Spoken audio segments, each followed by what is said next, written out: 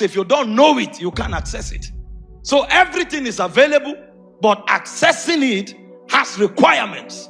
And these requirements, in a summarized way, is maturity. If you don't mature in God, you can't have all things.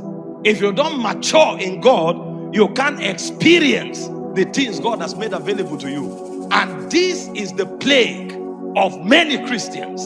They read the Bible, they see the glorious things that God has made available in Christ. And when they check their lives, they are wondering why these things are not there.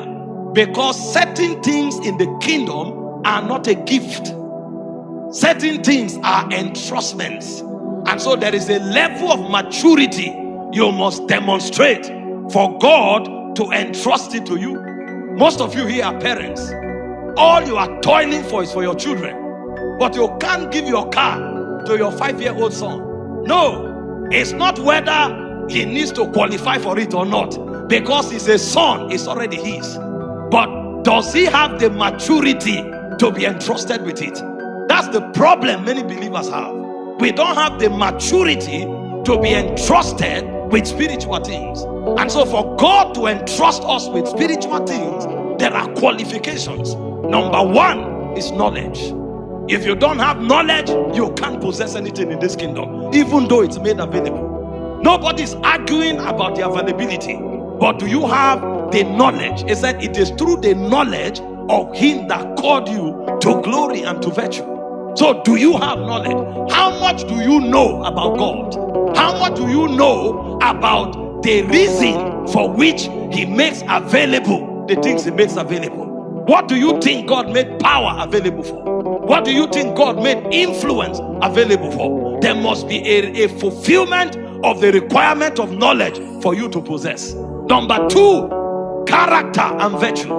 There are things in this kingdom that no matter the revelation you have, if you don't have certain character qualification, it will be a risk to hand it over to you. And so God does not just check revelation, he also checks character. What's the degree of meekness?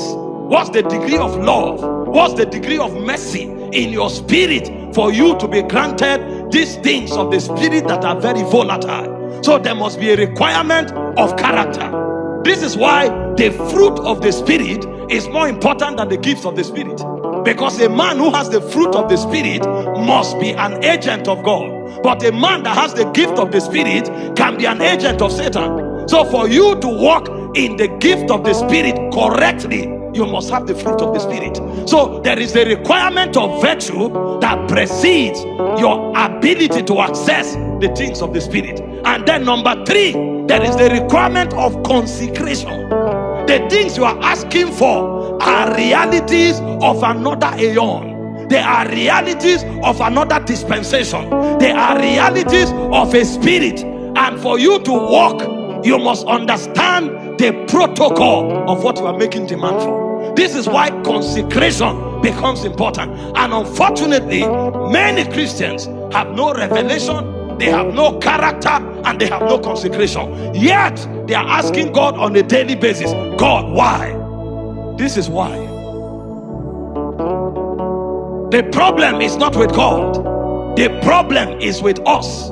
If you don't have knowledge, you can't experience what is yours. If you don't have character, you can't experience what is yours. If you don't have consecration, you can't experience what is yours.